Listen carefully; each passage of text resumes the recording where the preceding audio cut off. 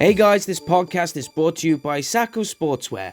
Sako Sportswear is a local business based in Barry and they produce the sportswear and training gear that you may need.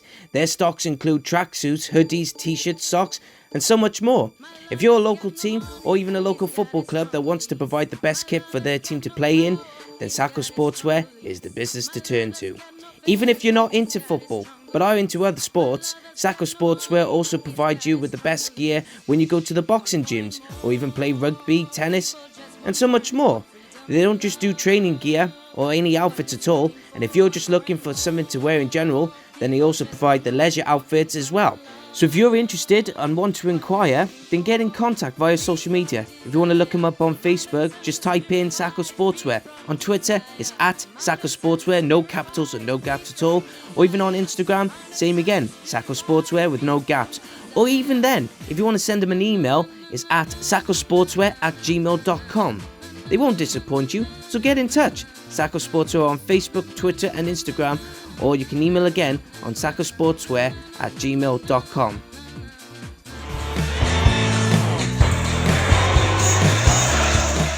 Hey guys, welcome to the Dragon's Voice podcast. I am your host, truly Rhys. So thank you so much for sharing, subscribing, liking the channel on YouTube, and also make sure you follow us on Podbean for the audio version.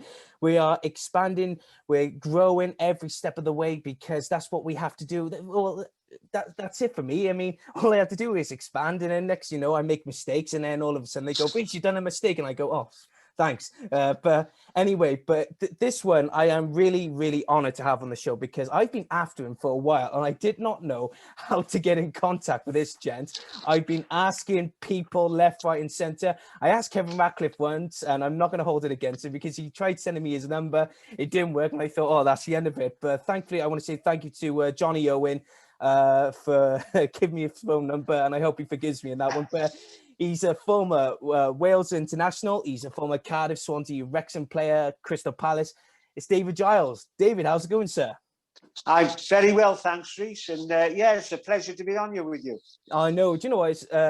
I must say, I always talk to people about, when you get a lot of people saying, who's the nicest footballer or ex-footballer you have on the show, or just meet in general. I always say you, and that's not me saying, because you're on my show and everything. I always say, oh, look, I've met David Giles a few times. You probably won't recognize me, but every time we've come across, you've always been in the presence a very nice guy, and I thought that it's just a top quality person, and it summed it up when I know we were talking about it before we were recording and everything, that we were at the Gary Lloyd testimonial match for Gary Lloyd and just having a nice chat, and it was just, there's not a bad word to say about you. It's absolutely amazing. Well, thank you, Rhys. My head is swelling as you're talking there. But no, listen, I've always believed I was honoured, fortunate, very lucky, call it what you like, to make it as a professional footballer, not just play league football, but play for my country as well. So my personal views, if you can't be courteous and nice to people when they come and talk to you, then you don't deserve to have all those honours and those accolades that go with it. Because at the end of the day, without people like yourself and other fans who watch and support the game, football would be nothing. I know, and it's funny enough because we're talking, a day after Wales beating Czech Republic, and what a way to win a game. But at the same time, it's very disheartening because we're not there to see this happen in front of us. We're drawn to the screen. So, but I think one of the reasons why I done this podcast was, originally it was before, lockdown and everything happened. I was just going to plan on going to meet people and everything. But luckily, I only say this is the only positive thing that's come out of the pandemic for me, was to start this podcast and talk to people. So I'm really looking forward to hearing your stories and everything, and to see what, you played against some of the biggest names of football, and not just Welsh football, but just football in general. And, and you left a name for yourself and made a mark in the various clubs, so I'm just really looking forward to seeing what you have to say on certain events and topics. Well, I hope I can remember everything. I've got a pretty good memory, but I'm 65 now this year, and if I do forget anything, I'm sure you'll remind me. Oh, not a problem. I got my notes down and everything, so but we'll just have a nice chat about it. So I think every time I go on the podcast and talk to the former players or the current players and everything, I always start off with a cliche question at the very beginning of the podcast and at the very end. So the cliche question is, how did you start your career? How I started my career, basically, it was a young boy in Grangetown, where I was born and bred, playing for my local school, Courtmead Junior School. And I was spotted at 10 years of age by the great Harry Parsons, who's no longer with us anymore, but was involved with Cardiff City and at Nottingham Park for 50, 60 years probably. And that's how I started going down there. There was no academies then. It was amateur night, they used to call it, on a Tuesday and Thursday. But of course, I was a 10-year-old training with boys of 15 and 16. That was tough because you get knocked about, and some of the boys, you know, they didn't pull out. They would knock me out the way or push me out the way. But I didn't like it at first. But my dad said, "Look, stick with it because you'll be older soon, and you know they won't be able to knock you around." I'm glad I listened to his advice and I stuck with it. And eventually, I went on all the way, and I went right through the ranks at Cardiff and fulfilled my dream to play for Cardiff City. And you know what? What a debut to have, though, with Cardiff City when you came on as a substitute, and it was back in 1975. You know, even though you started with Cardiff sort of in the senior squad in 1974, there was 1975 where you came on as a substitute, and of all the teams, you know, to play against Nottingham Forest, and at that time, I had to double check just so I can mention Brian Clough, but it was literally he joined Nottingham in sort of early January, and you made your debut in February time. So Brian Clough was managing Nottingham. So I this is sort of like a double question. So the first one is, how did you feel when you made your debut for Cardiff City? And also, what was it like to be because you were as a substitute, what was it like to be in the dugout and just watch Brian Clough, you know, do his thing and everything? Yeah, it was very exciting, Rhys, obviously, you know, to play at the City ground. Brian Clough, as you say, had long been there, but he brought from Derby County, he brought John McGovern, Archie Gemmell, the nucleus of Notts Forest team, that great Notts Forest team he had, there's 6 or 7 were playing that day. So I was looking at him, obviously, you know, because you're in awe of someone like Brian Clough. And my dad asked me to get his autograph, but I felt a bit embarrassed about that. But what I did feel great about, Rhys, and it's something I've cherished all my life, and I still tell people now and cherish the moment that after I came on and I played really well, and we managed to get a 0-0 draw with Notts Forest away at the City ground. Walking down the tunnel, he put his arm around me, and as Brian Clough used to say, you know, in his Brian Clough, I'll do my best impression. Well played, young man.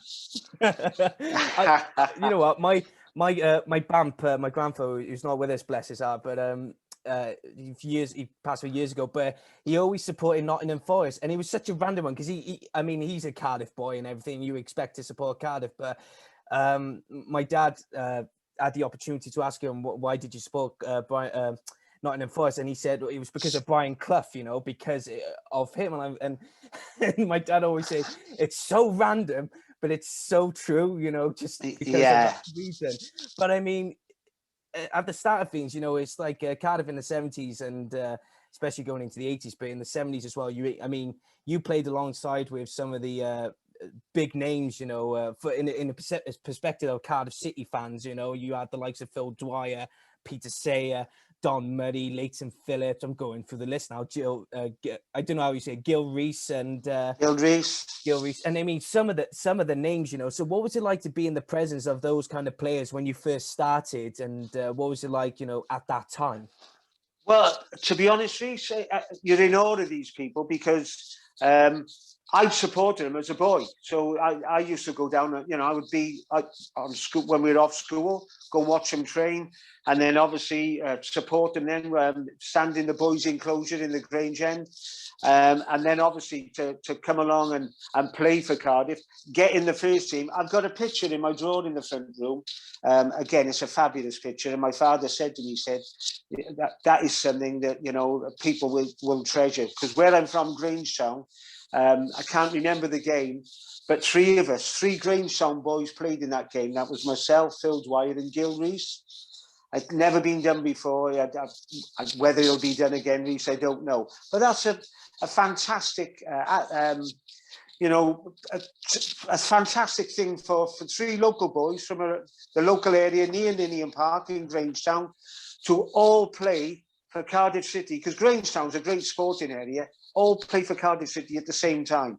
And yeah, I don't think it's ever been done before with lads from Fairwater or Ely or what, different areas. But yeah, that was, and it's a lovely picture of the three of us, all stood with our arms on each other.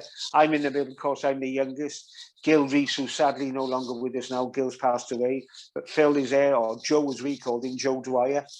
So yeah, that's a great picture, and I look at it every now and again and think that that's fantastic, absolutely fantastic. Yeah. You know what? It's funny because the last time I saw Phil Dwyer, and I never thought I knew he was a bit of a snooker or pool fan, right? But in Barry, we had the Savoy. Oh, we still got the Savoy and yes, the snooker hall, and me and my mate Morgan were coming out, and Phil Dwyer was coming in. Now, because I used to support Cardiff City, I can easily just recognise him, regardless of playing back in the good old days or back in the days when everything. If you're a Cardiff fan, you will easily spot Phil Dwyer. Yes. So and Morgan is a few years younger than me, and I just went, "That's Phil Dwyer," and he went, "Who?" And I just went, "Who?" Oh, freaking Dwyer! Yeah. and he was just, but he was a kid, and he didn't really support Cardiff, but that was just that. South Wales, Cardiff or Barry sort of awe because it's someone like him that you would easily recognise. But I think a lot of people won't recognise this one particular. Well, actually, they'll remember him. Like I said, if you're a Cardiff City fan, you will definitely remember him because culturally he will be remembered and remembered for that. And I was Robin Friday, and I got to ask you because you were part of the squad when he was there. I think it was only for a season, but. I mean, are the stories, that people say, whether it's a culturally thing or myth thing, but was it all true that he was a bit of a rock star, and a bit of a superstar back in them days? Oh, without a doubt, when he joined the club, Robin had a name. We all knew about Robin from his Reading days. He was the wild man of football, the original wild man of football. He had the crocodile skin boots, the leather jacket, the tight jeans. This guy was rock and roll in football. You wouldn't want to mess with him. You wouldn't want to cross him. He was a tough old cookie as well, Robin. But there was no discipline with Robin, unfortunately. Great player, great ability, and the games I played with him, that he certainly wouldn't take any prisoners. Robin he suffered with asthma, so he used to strap his asthma pump in a wooden case to his wrist, and quite often from a corner or a free kick we'd score because Robin, all you'd heard is when he'd hit the defender with the inside of his wrist, clonking with his wooden case, the bloke would grab his head and go, "Oh!" The referee would look round and think, "Well, what's he going out for? No one's touched him," and the ball would break through to somebody and we'd score. But he had every stroke, every trick in the book, Robin Friday. But yeah, there's a couple of books have been written about him now, and I know I did a piece in a book. There's a young lad called Stuart. I think it's out now. It's all about his life. And to be honest, the things I said about him when he was at Cardiff, but then this lad had done a lot of research. And it's sad the way he ended up, Rhys. He ended up begging in London and had no money, and to die of the young age he was, involved with drugs and things like that. It was a shame. But thank God I knew Robin when he was on top of his game, and we'll always remember that goal that he ran away against Luton. It was against Mealy Alexic, giving it all that. My son's got that on his wall in his house, and a great picture. Yeah, with Robert, just keep mentioning Robert Farley just for a moment, but he was a tough cookie and everything. But but if anyone started on the on your teammates and everything, was he the first person to go in and say, "Oi, leave my mate alone," or "Leave my teammate alone"? Was he that kind of person? Without a doubt, Yeah. He'd look after and stand up to everyone, and he had that presence about him, that aura about him, that the opposition players, they knew that as well. And it was great for me because I was a teenager. I actually used to room with Robin. Well, I didn't want to, but Jimmy Andrews at the time, of course, there was only one son. And when we used to go away and play at different places, he'd go off. Phil Dwyer and Freddie Pethard, Paul Went and Albert Lamora. And of course, there'd be one left over, you know, and Gilo, you're with Robin. And they'd all the senior players would be going, oh, no. And as well, you know, with Robin on a Friday night, he did like a tipple. He's 2 bottles of Cinzano while he's watching the telly. And then at the end of it, when everything had finished, we were leaving the hotel, he'd take the telly with him as well. So he was very good in that sense. And then get on the bus and ask, did anyone want to buy a telly? Proper Del Boy style. Just... Oh, it was Rhys. It was Del Boy. Gilo, take the telly now. Right. It kind of, do you know what? I wish, you know, I say to a lot of people, like I said, I was born in the late 90s. I go, I wish I was born, you know, way earlier, so I could just experience that the rock and roll style and everything. But then they say, oh yeah, but you'd be awful for it. And I went, oh, fair enough. So, but I think the best thing about, because a lot of people, it's like my godfather Rhys Ball, you know, his old man, you know, living through the 70s and everything, you know, he was watching the likes of yourself, and I think it was in 1977, I think it was, against Tottenham Hotspur, and I think Glenn Hoddle was playing for him at the time. Yes. Glenn Hoddle was playing for him at the time. So was you in that FA Cup? And also, what was that like? Because even today, people still talk about it, because it was I think it was like a giant killing or a big event atmosphere because of where, well, I mean, we know Tottenham's a big club today, but even back then. So what was that like for you to be playing against them? Oh, that's absolutely fantastic. When Jimmy Andrews, because back in the day, the team sheet, everyone would have to, between 12 and 12:30, the manager would come in the first team changing room and he would pin the team up for the next day. And you literally didn't know till then. That's how it was. That's how they did it.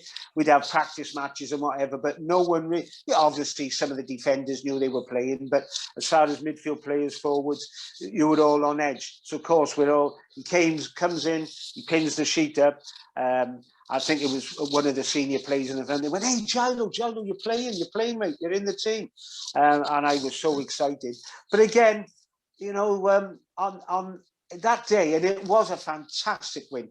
The game before that, Rhys, we beat Wrexham 3-2, and a lot of people, there was the game after. Sorry, I'll go back to the Tottenham game. The Tottenham game, in the Cardiff team was 4 Cardiff boys. That was myself and Phil Dwyer from Grangetown, Brian Attlee from Canton, and Peter Sayer from Fairwater. Again, it meant everything to us, and Phil used to say to them all, you know, all the other players, hey, you're representing Cardiff City. We live in the city. We don't want fans having a go at us after the game. Make sure you do your job and you pull your finger out. But always remember that Jimmy Andrews gave me and Brian Attlee, because we were on the right-hand side. We were up against a great player, the former England international, Peter Taylor. And he said, look, you know, this guy can cause all kinds of problems. If Hoddle gets the service to him, he will destroy us. And in all fact, me and Brian Attlee, and Brian was a teenager as well, we never gave him a kick. He never had a look at it. In fact, we took the game the other side to him then. He was chasing me or trying to get back at me. And, you know, to win that game, Peter Sayer scored a fantastic goal against the great Pat Jennings. You know, so they had some great players in their team. Steve Pedderman, the captain. And it was so exciting. But then the next game, then we were drawn to play Wrexham at home. And I think that's probably one of the greatest cup ties that's ever been seen at Ninian Park. There was just under 30,000 there. It was a great atmosphere. Wrexham, who were themselves, they were a 3rd division team, but they were a fantastic side. Joey Jones was in their side, Mickey Thomas, Dixie McNeil, and Graham Whittle. You know, Billy Ashcroft, you could line them all up. They were really good side. And we played them.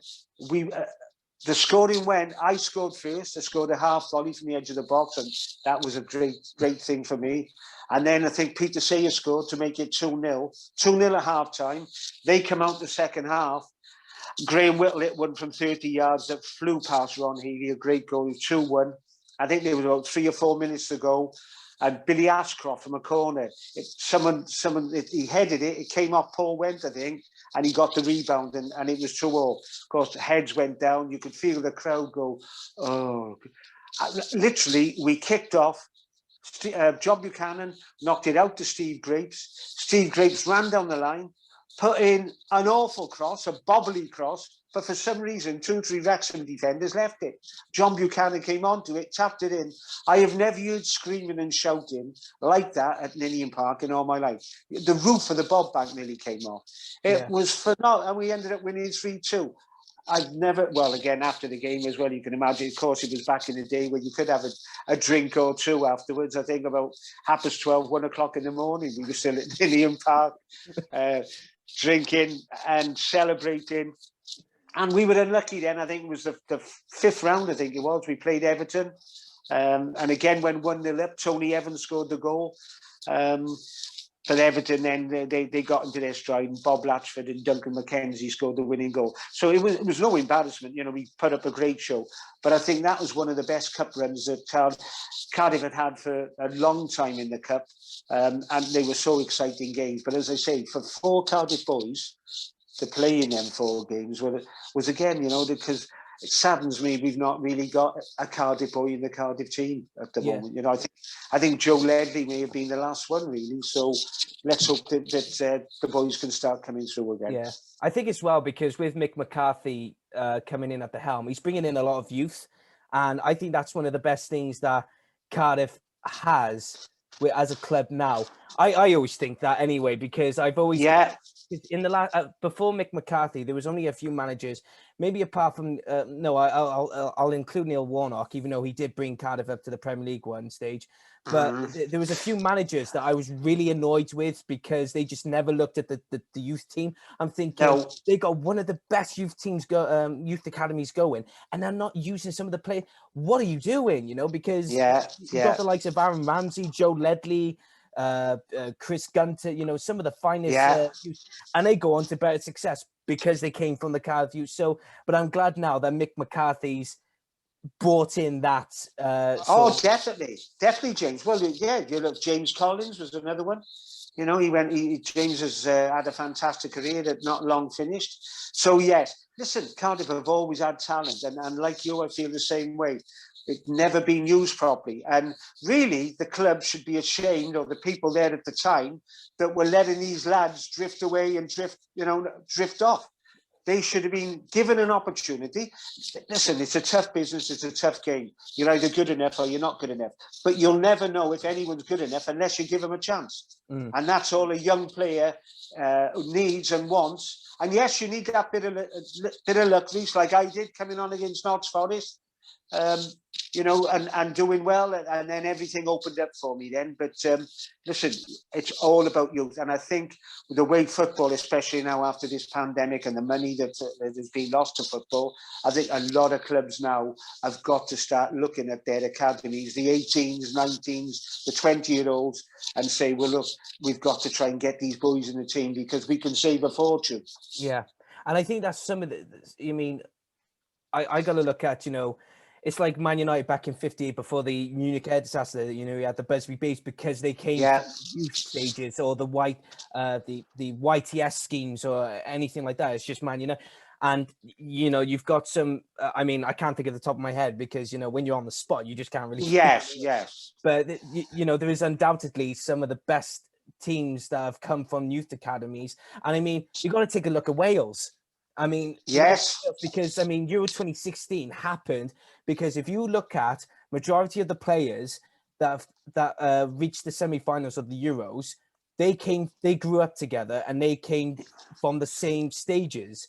And, and if people say, well, no, that's not true, that's a big fact because that's the whole slogan, you know, the saying that they've got, you know, together stronger. They grew up together, played together, and they became stronger. And look what they did, you know. I mean, it's fantastic. It's not. Well, that's actually no, and actually, Rhys, someone I know and I bump into now and again, and he's very proud of that. A very successful player and manager, John Toshak. Those Euros, there was 9 players that John Toshak gave a debut to in that Welsh squad, And Tosh wasn't afraid. You know, even people like Ashley Williams, you know, and people don't remember that. But yeah, Tosh was the one that brought these lads in, you know, and gave him opportunity and basically moved the old guard out. Now, things didn't go brilliant for Tosh in, I think, the 3 years he was involved or whatever, but he brought them young lads in, and Chris Coleman, obviously the late Gary Speed, they benefited from that. But I have to say, Ryan Giggs is doing exactly the same now. He's not afraid of bringing young players in.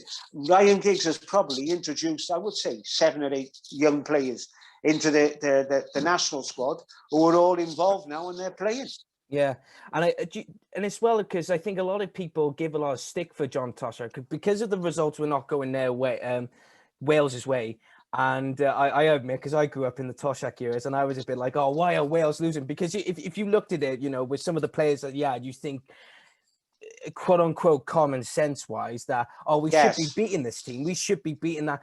But it's like you said, you got to look into why it went wrong, because it's because a lot of people, I mean, it's like Gary Speed and Robbie Savage and probably John Hartson was playing for, I think he was playing for John Toshack before he came in. But some of the, like you said, the veteran players who have been there for a few years, they left because they didn't want to play for Toshack. And maybe if they did, maybe for a year or two, maybe things could have been different. It's just that what if scenario that we'll never know because we haven't got a time machine, you know. No, and Rhys, what you said there is dead right. Tosh was, you know, he dealt with it because you have to deal with it. But quite a few of our senior players decided they didn't want to play for him. You know, they didn't like his straightforward ways. But having said that, we're talking about a guy that had managed Real Madrid, and when La Liga was unlucky not to win the European Cup or the Champions League as it is, you know, he's managed in different countries. He's won the league, I think, in about 3 in Portugal, in Greece, in Turkey.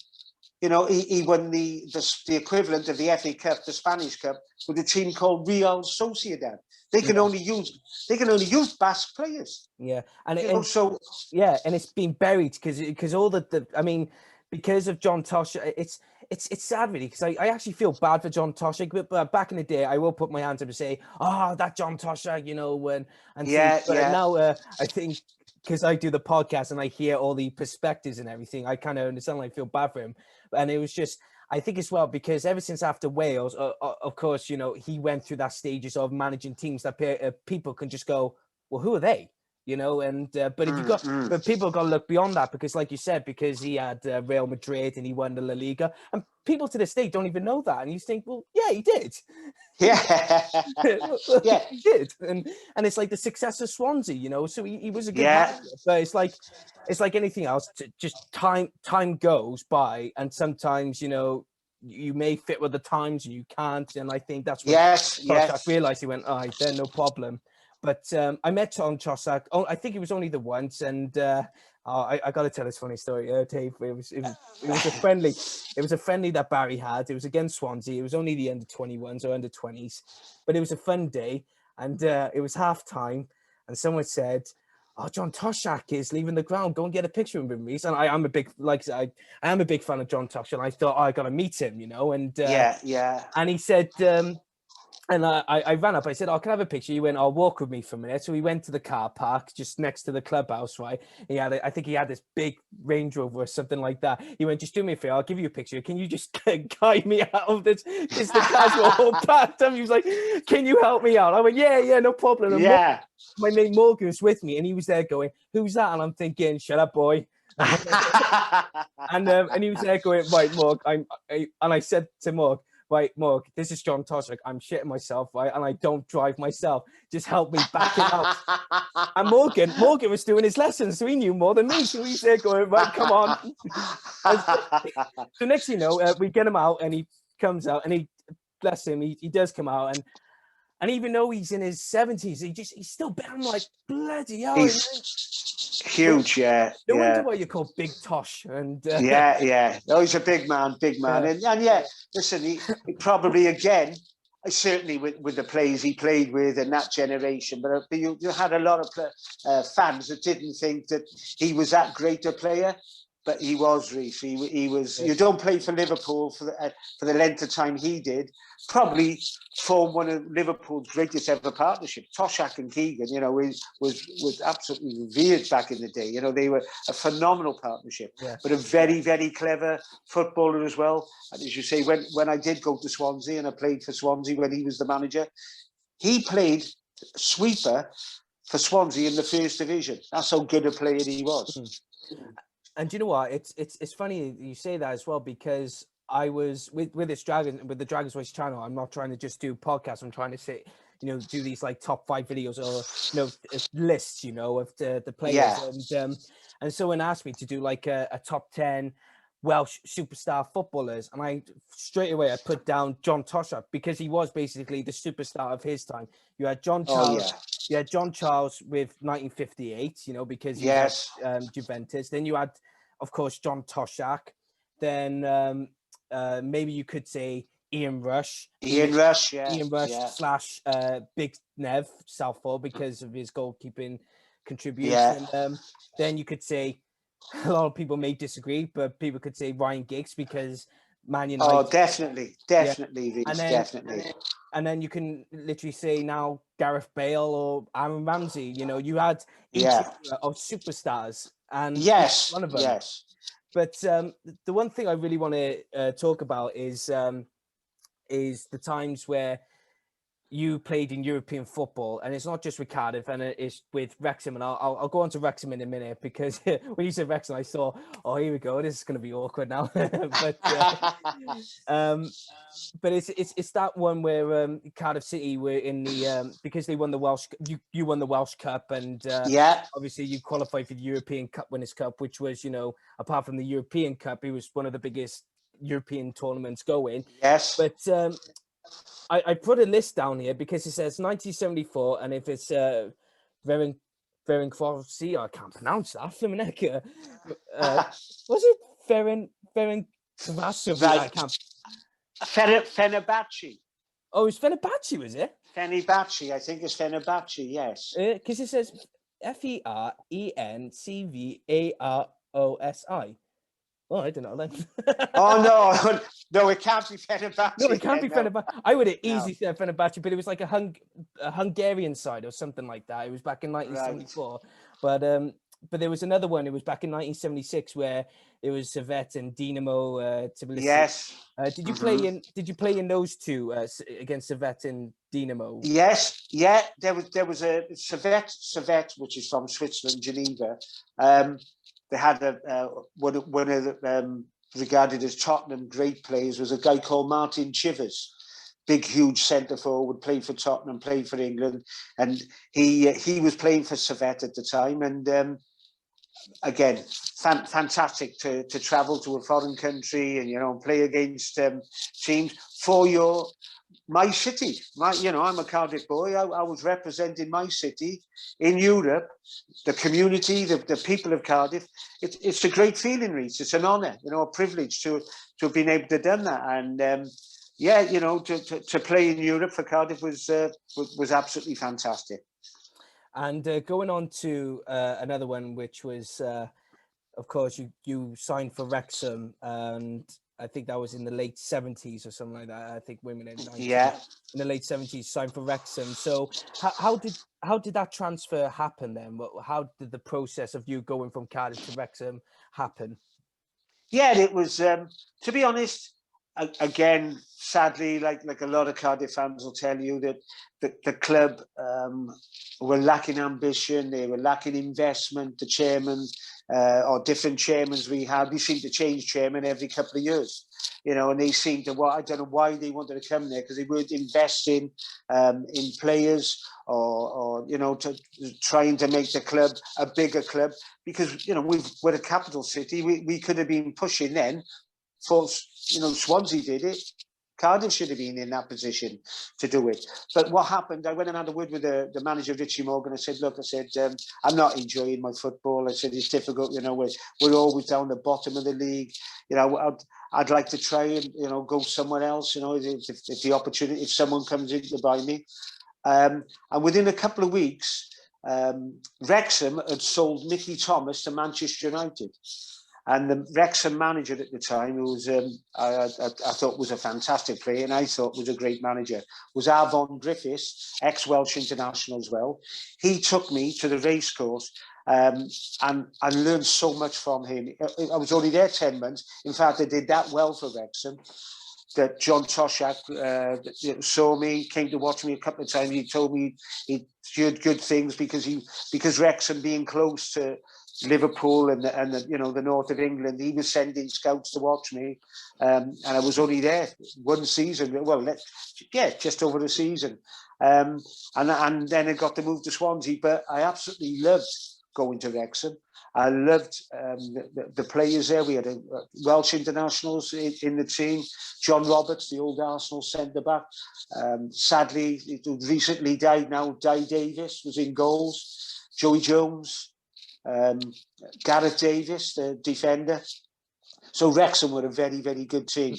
And again, people like Dixie McNeil up front. But so that's how I went there.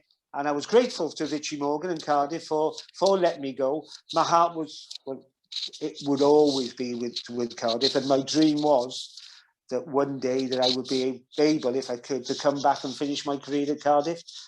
And that's what happened, Rhys. I couldn't have asked for anything better to start and finish my career with a club that I love really and supported as a kid. And at times, that I get annoyed with them and I've been a pundit, and I'm perhaps have said things that fans don't like to hear. But I think you've got to be honest. If you're a pundit on in football, if things are not going well, you need to say it. You need to be honest. Yeah. And honesty is the best policy. And the majority of fans see that and they agree with it. But, when people say that, who'd you rather? Cardiff, Swansea, Wrexham, Crystal Palace? You don't even have to think twice.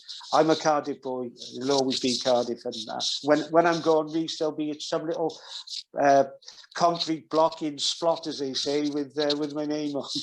Oh, without a doubt. And do you know what? We're going to mention, because you mentioned him, and I got to mention him because I was watching Cofio Di Davis the other day, and I've got a signed Wales v Yugoslavia programme up in my drawers, and but I want to mention him because little do people know how much of a big, a diehard Welshman he was, and he played for, and all he wanted to do was play for just the Welsh clubs because that's how sort of patriotic he was. But because you played with him in Wrexham and in Swansea, probably you got to know him, like everyone else. So I was just going to ask, what's your stories of Di Davis, and what was he like, as a person and to be around with? Absolutely fantastic, man. You couldn't meet a more passionate Welshman. So proud of his nationality and where he was from, Ammanford. Obviously a Welsh speaker, and I think he was a bard as well in the Eisteddfod. I think he got that honour. But yeah, and Di quite often, in training would be talking to you in Welsh. And you'd say, Dave, I can understand a little bit. We'll start understanding all of it soon. Sometimes I want to confuse the opposition. But yeah, I tell you what he didn't like, Rhys, that when we were doing shooting practice, and he was a big guy, Di Davis, he was a strong, big goalkeeper, that if you tried to chip him, he would really get annoyed. And I tried to chip him one day, playing up in Wrexham, chipped him. He caught the ball in one hand, and he threw it at me, would hit me on the chest and knock me over. And he said, don't you ever do that again. Don't try and embarrass me in front of other people. And I never did it again. I said, sorry, I won't. But he was a great man. Great fun. Great in the changing room as well, when in that great Welsh victory. My debut when we beat England 4-1 at Wrexham. Di was the goalkeeper. Spent a lot of time with me in the changing room. He read the telegrams out to me that had been sent. I was so nervous. I didn't, my hands were shaking. put his arm around me and said, you know, this is the greatest honour you'll ever have, son. No one can ever take this away from you. You are now a Welsh international. You're part of your country's history.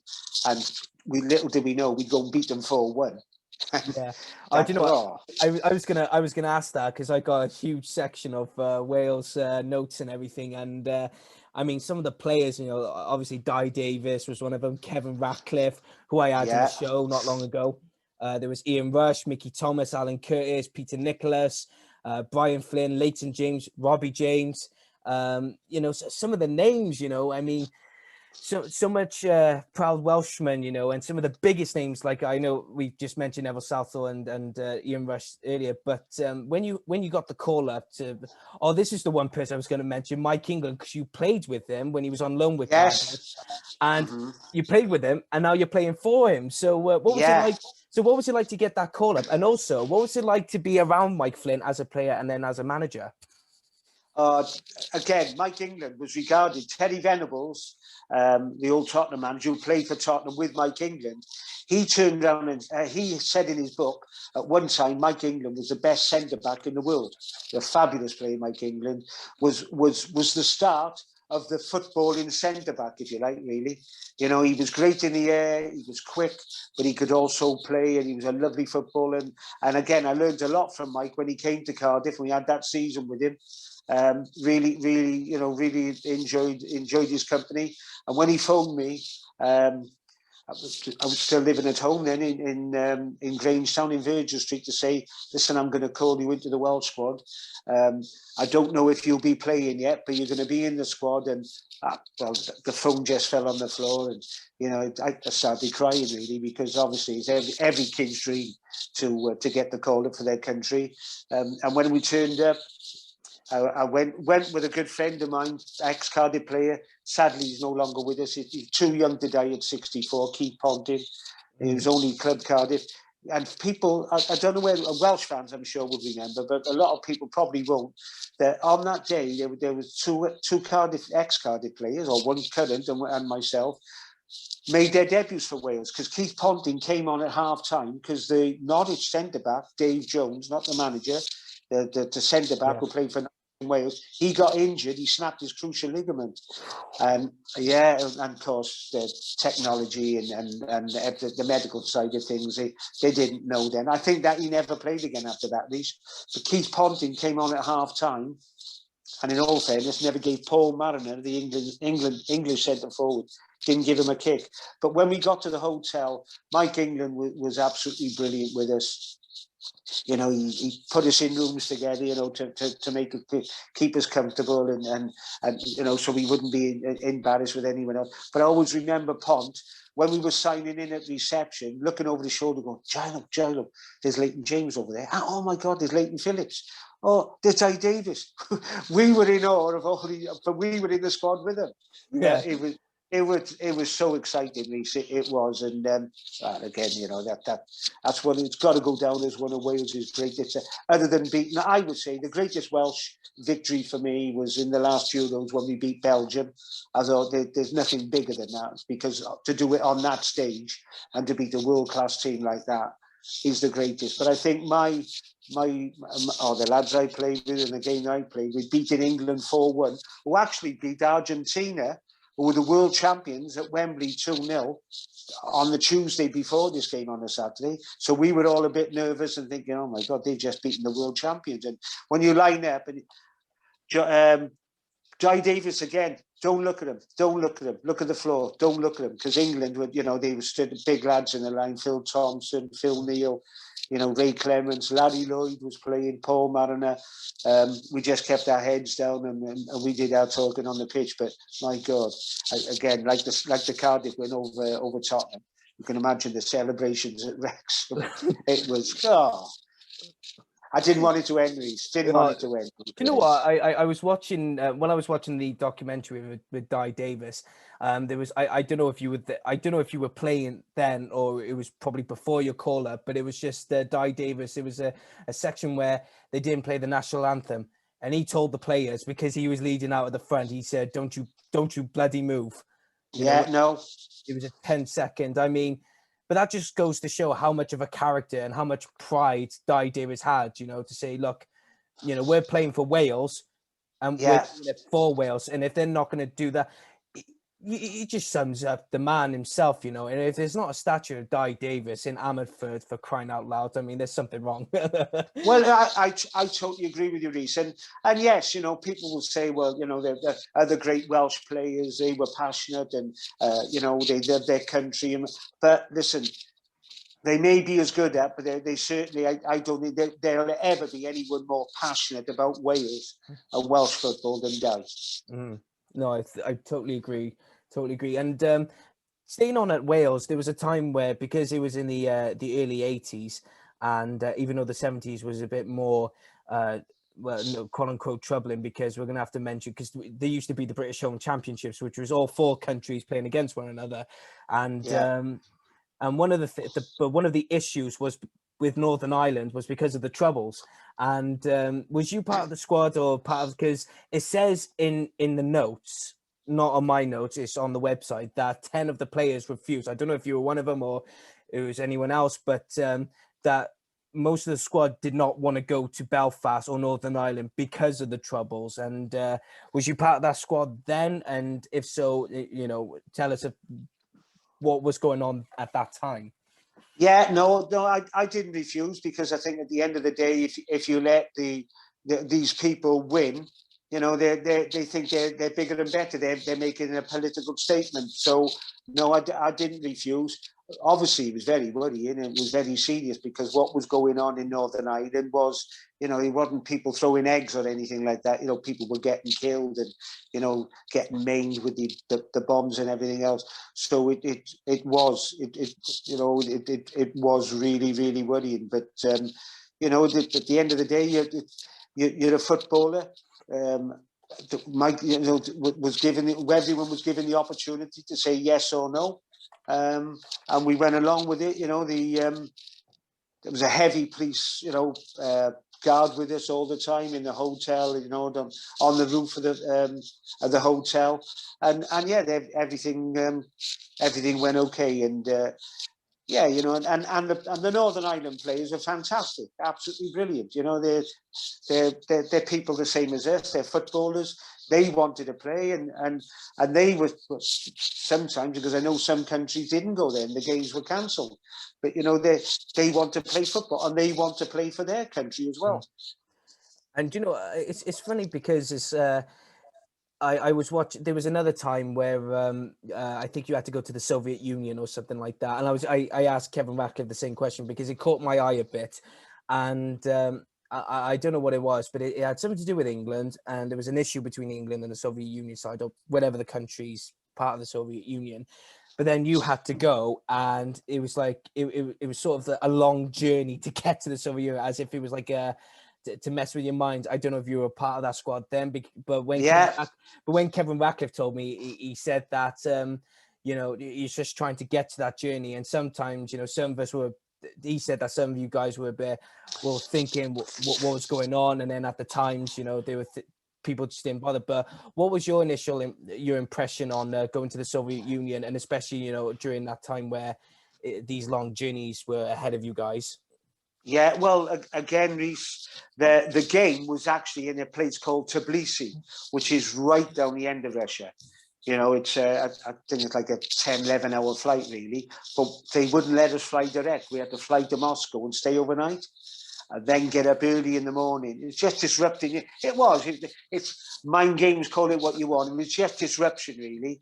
You know, to make you tired. You know, you can't get a decent night's sleep because you're in a hotel room. The bed is not comfy. But then you're up early, and then you've got another 4 hours or whatever down to Tbilisi. You know, and then play there, and then, you know, the game. I think there was like the stadium was packed. There was 120,000 people there, but the first 4 rows were all full of army with guns, and it was if someone shouted, it echoed around the ground. There's no like a football ground here when they're going, what a load of rubbish, you know, and all that, and nothing. All they did when Russia scored and they had that when he was European Footballer of the Year twice. All leg blocking. Yeah. Was a fantastic. He scored 2 goals. All he heard was, and then that was it. And it was very, very easy. I can tell you, very easy. I'm glad they won, really, because I don't think we'd have got out of there. Ian, you're more famous. Talk your way out of it. Yeah. There was a story though when I don't know if it was during that time where you went to the Soviet Union, but it was when Terry Boyle was part of the squad, and his passport was not identical to him. I think it was something to do with like facial hair or something, and they're looking at it in customs or something, and they were looking at him, but all the players like Rushy, Kevin Ratcliffe, and that in the back are going, "No, it's not him. Yeah. Not him." Well, again, I know Terry Boyle very, very well. You know, he's a great lad, Boyle. But yeah, he used to have a mop of curly hair, and he had his passport done with this mop of curly hair. Of course, he got older, and he decided to have his hair cut short, and it didn't look like him at all. And footballers being footballers, they'd be doing that, going, "No, that's not him. No. Who is he? Where's he come from?" So obviously the manager, the committee, the Welsh FA president, they had to convince him that it was his. You know, I think they had their birth certificate or whatever, and he managed to get through. But he was panicking, I tell you. And also, you scored for Wales. And I mean, there's a call-up, but then there's scoring a goal for Wales. And that must have meant a lot to you as well.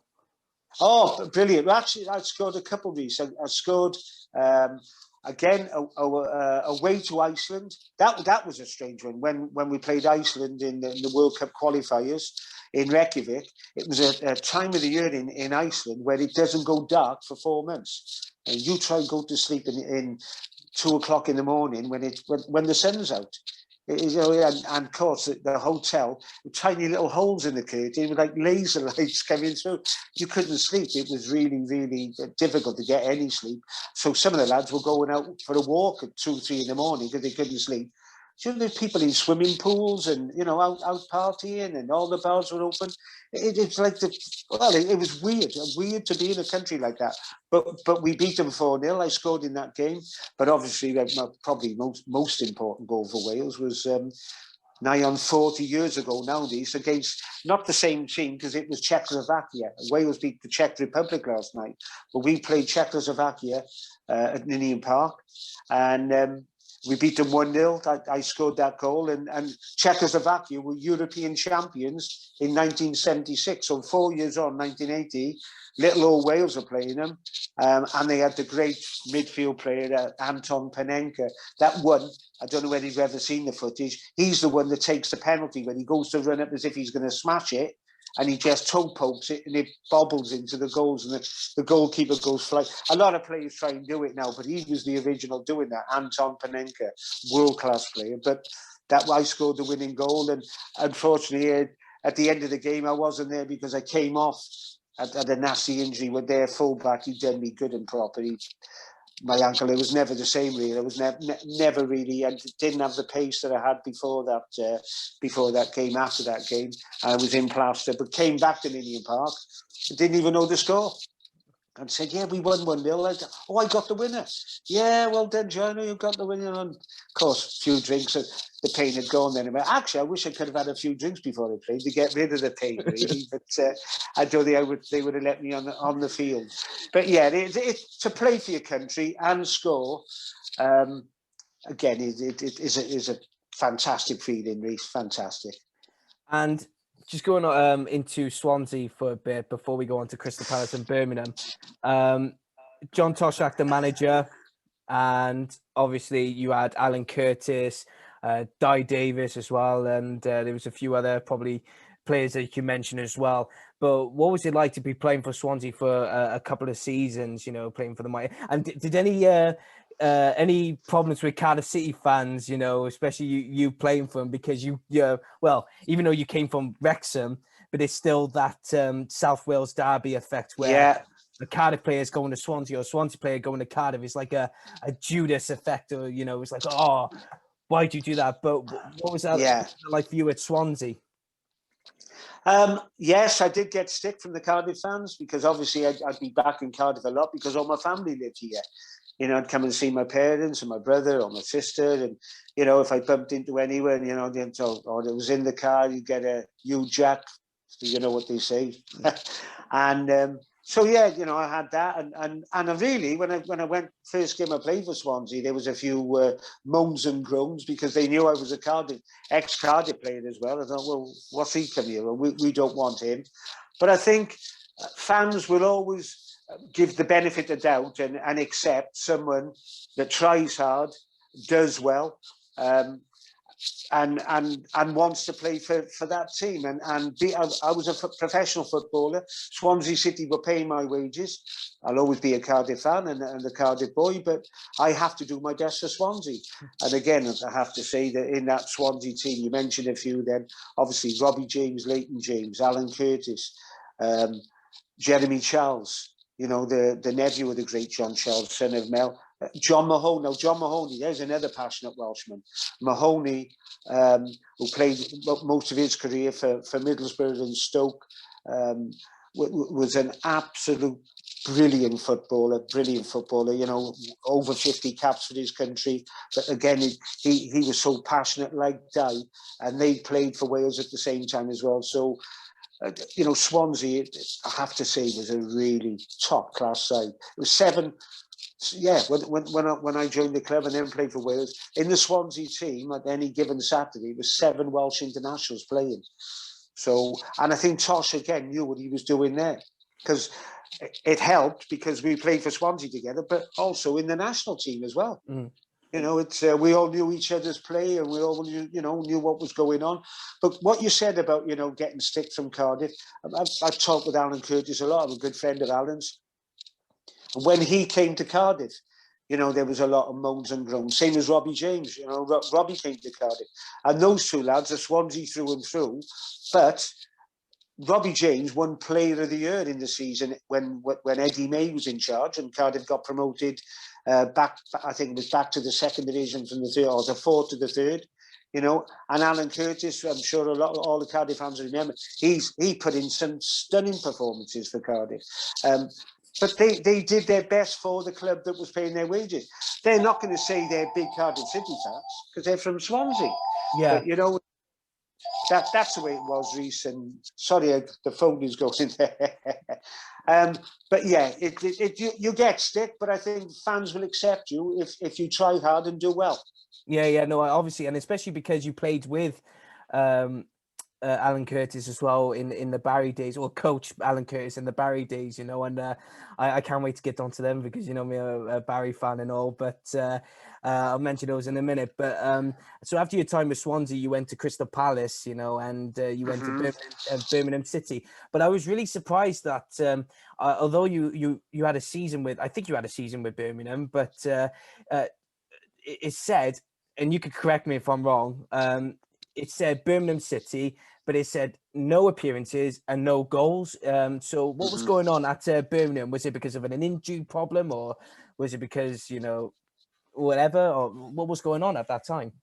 No. To be honest, it was one of them things. And at the time, I wish I'd have stayed at Palace now because Palace were going through.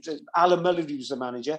I've just had a great season. I think I scored 9 goals or 7 goals from midfield, which is a good return, you know, playing. And I played in most of the games.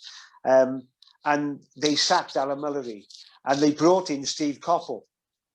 Steve Coppell knew me. I knew Steve Coppell, obviously playing for Wales against England.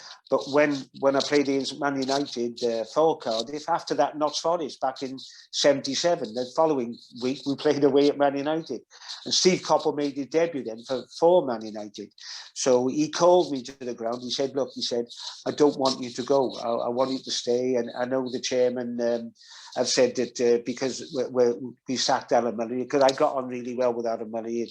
You know, again, great man, captain of England, captain of Tottenham, played. Pele actually said that Alan Mullery was the toughest opponent that he ever played against. That tells you how good Alan Mullery was. And I thought it was wrong, the club, you know, they were letting him go, but Coppell wanted me to stay. but I'd given my word to Ron Saunders. He phoned me up. He said, look, we want you to come here. That's the worst thing I ever did, Rhys, because I didn't realise what the guy was like. He was a nasty bit of stuff. He wanted me to play in a certain regimented way. Don't want you to come inside. I said, well, I've always come inside. If you're not getting the ball wide, you come in looking for the ball. You try and get involved to score the goal. I don't want none of that. You stay out there. You don't stay out there. You don't play. So we fell out, and he stuck to his word. He wouldn't play me. So when I went in and saw him, I said, look, I want to get out of here as quick as possible. I don't like you. You don't like me. I don't see the point in me taking money off the club every week and not playing. Because that's where I felt, you're a professional footballer. And perhaps their psyche is different now. But you feel as though you're cheating the club, fans, people who pay their money. They were paying me to sit in the stand and not do nothing. And I thought that was wrong. And that's when it came about that I ended up doing the 4 Welsh clubs, because Colin Anderson was manager in Newport County. I met him in the services in Birmingham, and he said, look, Dave, he said, we haven't got a lot of money, it's Newport, you're stepping down a league. I said, Col, all I want to do is come back home, because I'll be able to live in Cardiff again, and that'll suit me, and again, I had a season at Newport, and Colin Anderson, sadly, he was ill, and Bobby Smith took over the club, and didn't really get on with Bobby Smith, and I enjoyed it playing for Newport, but again, when Bobby Smith was in charge, it was up and down, and again, I was lucky. Alan Durbin was the manager at Cardiff. Cardiff were really struggling. And I said, look, I'm not looking for any big money. And I literally came back to the club on peanuts, pennies. But I just wanted to come back. And I probably had a season and a half when Alan Durbin was there, and then Frank Burrows came, probably in one of the most enjoyable times in my football career, because I ended up playing left back, Rhys. And the season at Cardiff, I'd won Young Player of the Year in 1974, and I won Player of the Year for Cardiff in 1978 at left back. The legs had gone, so you start off up front and you move back slowly, but sadly we got relegated, but I thoroughly enjoyed it. And again, I realised, what it was, a great feeling it was to play for your hometown club again, and what that means, and fans. We used to go away, and we never had big support going away, but there was always be 2 or 3 coaches.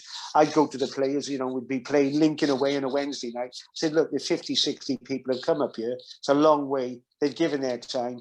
All the tickets, because players every game, you get 2 tickets from the opposition team to give to family or whatever. There was no family there. I used to go and get all the tickets, call one of the organisers, the best. I said, look, I don't know how you're going to distribute these tickets, but give them to the fans. And Dave, that's absolutely brilliant. And I always did that, and I think they appreciate that as well. They appreciated that. So yeah, it was great. It was very enjoyable, Rhys. Very enjoyable. Oh no, that's do you know what? Fair play to you, top bloke that is. To do that, very generous of you. And did you get a good reception when he came back to Cardiff? You saw, oh yes, the Cardiff boy returns. You could see one of the prodigal sons of Cardiff returns. I did, yeah. The fans were great. I remember walking into Nottingham Park, the gates outside, oh, welcome back, Gilo. Well done, mate. Nice to see you back here. I said, I hope you don't think I'm as quick as I was 15 years ago, whatever, because I'm not. But no, they were great. But again, like I said, I wouldn't have gone back there if I didn't think I could do something for the team and contribute for the team. Contribute something for the team. And I did, and those fans rewarded me with giving me Player of the Year for that season, and I'll always be grateful for the club for that. And after your second period with Cardiff, came to an end, and of course you went to, it says Stroud, but it's now Forest Green Rovers, and you played a few games there. But here we go. You came back, and it's it's in the South Wales team, but it's 7 miles down the road. It's Barry Town. You came as a sort of as a player first, but then you went into a coaching role. It was like with your brother Paul as well, and it was like Andy beat you. So I just want to know, at first, when you went to Barry as a player first, who convinced you to come, and what was your sort of initial impression when you first went to Barry in the first place? Because you must have played against them in the Welsh Cup, so obviously. Yes. So what was your initial, and you can educate me, because I mean, a lot of the old fans would say, oh, Barry, they were decent enough side back in the day. But what was your initial impression when you first came to the club? Smashing club, and the guy that sold it to me, who again sadly he's gone now, but probably one of the most passionate chairmen who played the game semi-professional, was Neil O'Halloran. Oh yeah. His legacy with Barry will never be forgotten. What he did for the club, the money he put into the club. He was ruthless, Neil. If a manager wasn't doing his job, then I'm sorry, you've got to go, and he'd bring someone else in. He always wanted the best players. I remember going to his house and meeting him along with his wife Paula, and they, so passionate about Barry, and I really wanted to do well. I came there as a player, and again, I have to say, Rhys, when you go somewhere that you feel comfortable, you enjoy it, and Barry had a really good team. My old mate Keith Ponting was playing in that team then. Nick Deasy, who was a former Welsh international as well, and a good sprinkling. Ashley Griffiths, a local Barry boy, was playing. There was a good sprinkling of quality players, and I don't know why, but I loved Jenner Park. I loved playing at Jenner Park. It was heavy and mucky in the winter, but it was always flat and nice, and I just loved that atmosphere there. It's been different now with the stands and everything else, but that one side where you had the big wall, like a bank, and the fans used to stand on there, and then behind the other goal, that I felt that atmosphere. I felt it in there, and again, a personal thing for me, Rhys, that I didn't realise, but a few years after I'd finished at Barry, the guy gave me the picture. I was the first player to score a goal for Barry Town when they had their floodlights, because they didn't have floodlights at Jenner Park years ago, but they had floodlights put up. And in the first game, I scored the first goal under the floodlights for Barry. You know what? I don't know if you know the guy, Jeff McKimry, the club historian. He at Barry Town. I've met him. Yes, I've met him. Jeff. Yes. He said that. He mentioned, he's like, oh, Dave Giles scored that, and he just went through basically every single second. He's like, he was doing this and he did that, and I'm thinking, what a story, And but one of the things that I have to mention, because it's that theme of Cardiff City all the way through, and you know what? It's a lot of people say it's one of the best games they've ever been to, because it's what started off the glory years of Barry Town. It was 1994. Right, they called it the Dad's Army because of the age of the players and everything. Yeah. But it was Barry Town versus Cardiff City, the old National Stadium, or the old Arms Park as they called it. Yeah. Welsh Cup final, 2-1 win for Barry. You were the coach, and I saw the YouTube. It's on YouTube. All the coverages. I was watching that, and I thought to myself, oh. But the thing about it is that Alan Curtis was playing, I think David Birchin was playing. Yeah, David Doria, Paul Wimbledon. Yes, yeah. All those guys. And I will never forget, I'll ask about the events of the game so far, but what was even more funny was that there was about nearly 15,000 people there just to watch this game, and it was just the fact that I was watching after the game where Alan Curtis was being interviewed, and I can just about hear the Cardiff fans going, "You Jack bastard!" Yeah. And I thought, oh, it's never gonna go away for the guy. Yeah, no. Oh, that was that probably one of Barry's greatest days, up there with their great days. Obviously, they've had some great days in Europe as well when Gary Barnett was involved with the club. But that was an absolute. Well, no one expected it. The Cardiff fans expected a comfortable Cardiff City win. It was Barry Town. They probably thought it was going to be 3-4-0 quite comfortably. And there were some good players in the Barry Town team. A young side, Damon Searle, I think Jason Perry, Scott Young, people like that were playing. And like Dad's Army. But listen, knowledge and experience is something that the young players have to acquire.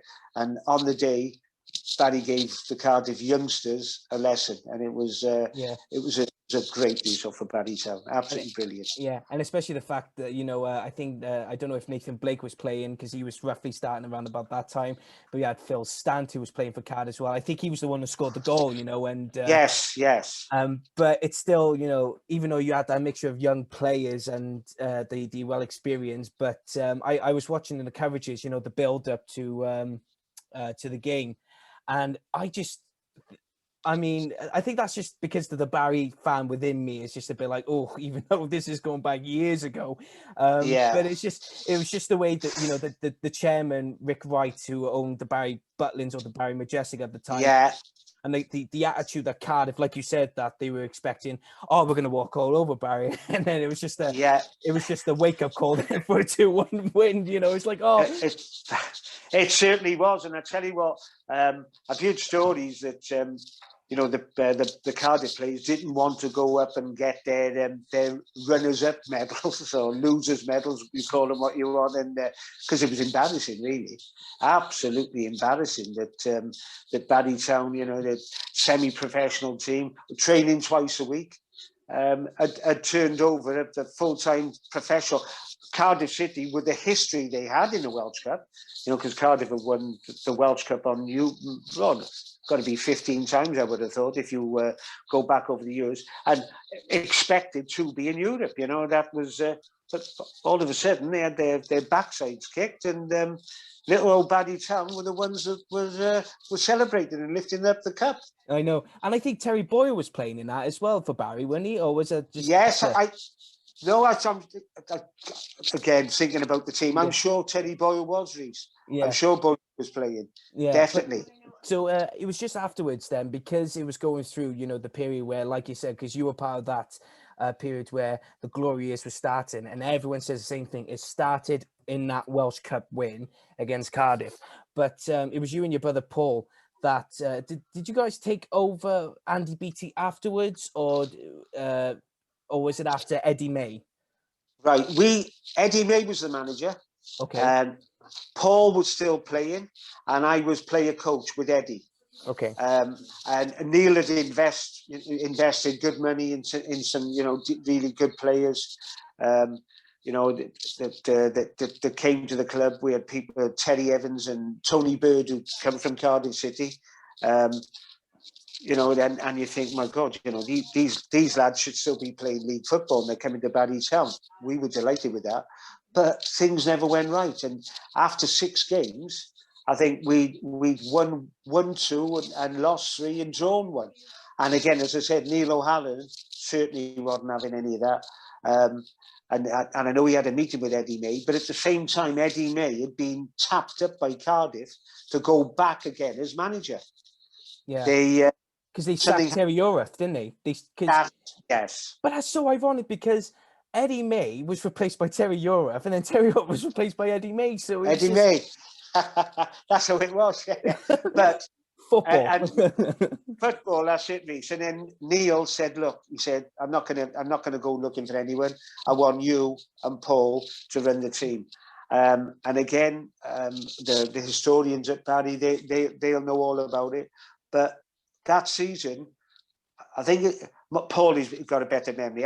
It's either 42 or 43 games that we went undefeated, Barry Town, which I don't think will ever be beaten again, Rhys. That is an absolute phenomenal record. We flew to the top of the league. We won the league at the counter. We were the first ones to win, as it was then, the League of Wales, or the first Barry Town team to win the League of Wales.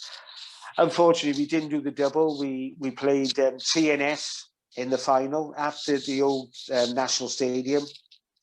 Expected to win, but football is. We were losing. I think we were losing 2-0. Came back 2-2. And then it went to extra time. But my brother Paul, because he wanted to give, we talk about this quite often, quite a lot now, and I say perhaps there was too much of a sentiment, Paul, that you took yourself off, because he wanted to give one of the Barry players who'd never experienced playing in a ground like the National Stadium, the opportunity to play there. So there was about 2 or 3 players that came off. Of course, it's all in hindsight now, but when it was extra time and it was still 2-2, it went to penalties. My brother was a main penalty taker, and along with the 2 other players as well. So we ended up, Mark Ovendale, the goalkeeper, ended up taking a penalty, probably the best penalty of the game. It was an absolute stunner. But we lost on penalties to TNS, so that was disappointing. But listen, it's the league we wanted, Rhys, and you'll always be judged by where you finish in the league. And I think that was the start then. We put everything in place for Gary Barnett, and the majority of players that we signed was actually Tony Bird and Teddy Evans did go back into the league. They went inside for Swansea City. So that was great that we helped 2 lads who were playing for Barry, playing out of their skins. Jan Morby came to watch him, had a chat with us and said, what do you think? I said, well, they shouldn't be playing at this level. These 2 are under 21 internationals. They've got a lot to still offer, league football. And Swansea, I think at the time, were in the 4th division. And they both went down then and did very, very well for Swansea. Yeah. So, but yeah, Barry have had some fantastic times, absolutely fantastic. And it was sad to see what happened, with the last chairman and the way he let the club go and let it run down. And they basically started again as Barrytown United. But I think that was the best thing to do. And now all of a sudden we're seeing Barrytown are becoming a force again in non-league football and are playing in Europe. So I really enjoy that, Rhys, and long may it continue and long may it last. And good luck to everyone at Barrytown. It's got a big place in my heart, and I'll always be grateful to the people of Barry and Barrytown for being a coach and a player there. And I want to say thank you as well, not just for coming on the show, but also just being part of that history as well, because, you and your brother always talked about at the club anyway. They're saying, well, if it wasn't for those guys, we wouldn't have been, Gary Barnett wouldn't have had his moment. And then the other managers who've had the success, the likes of Richard Jones and Kenny Brown. So they always show gratitude that you 2, the Giles brothers have just come in and just went, we'll sort it out, don't worry. Yeah, no, it was great, Rhys, and actually probably that some of the lads that were playing at the time, they would be amazed sometimes at the things we used to do, especially in the changing room.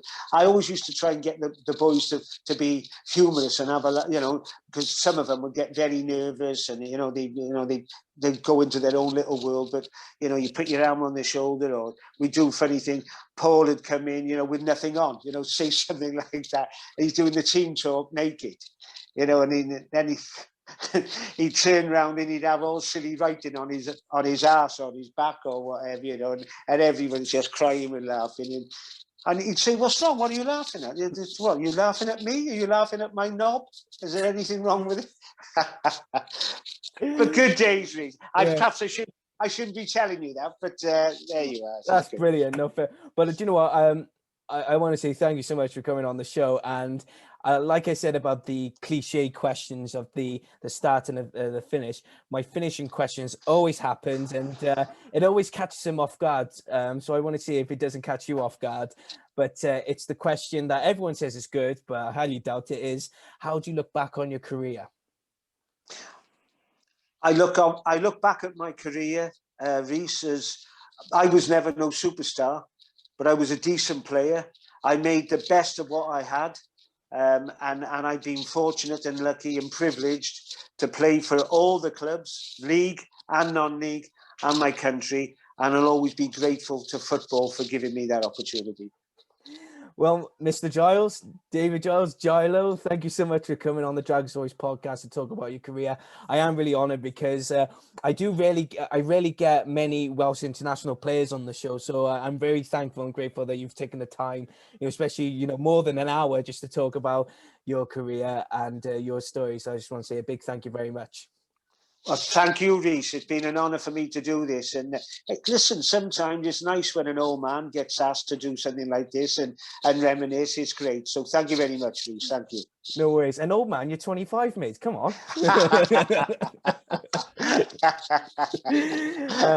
But anyway, guys, thank you so much for tuning in to the Dragon's Voice podcast. I am your host, truly, Rhys Deans. And make sure you give the like, share, subscribe to the channel on YouTube. It's at Dragon's Voice podcast. And make sure you follow us on Podbean for the audio versions. Same as ever, Dragon's Voice podcast. And make sure you follow us on Twitter and Facebook. This has been me, Rhys Deans, your host, truly, and David Giles. And we'll see you all next time. Take care. Hey guys, this podcast is brought to you by Sako Sportswear. Sako Sportswear is a local business based in Barry, and they produce the sportswear and training gear that you may need. Their stocks include tracksuits, hoodies, t-shirts, socks, and so much more. If you're a local team or even a local football club that wants to provide the best kit for their team to play in, then Sako Sportswear is the business to turn to. Even if you're not into football, but are into other sports, Sako Sportswear also provides you with the best gear when you go to the boxing gyms, or even play rugby, tennis, and so much more. They don't just do training gear or any outfits at all, and if you're just looking for something to wear in general, then they also provide the leisure outfits as well.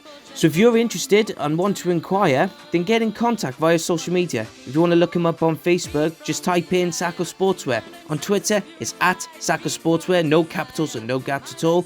Or even on Instagram, same again, Sako Sportswear with no gaps. Or even then, if you want to send them an email, it's at sakosportswear@gmail.com. They won't disappoint you, so get in touch. Sako Sportswear on Facebook, Twitter and Instagram, or you can email again on sakosportswear@gmail.com.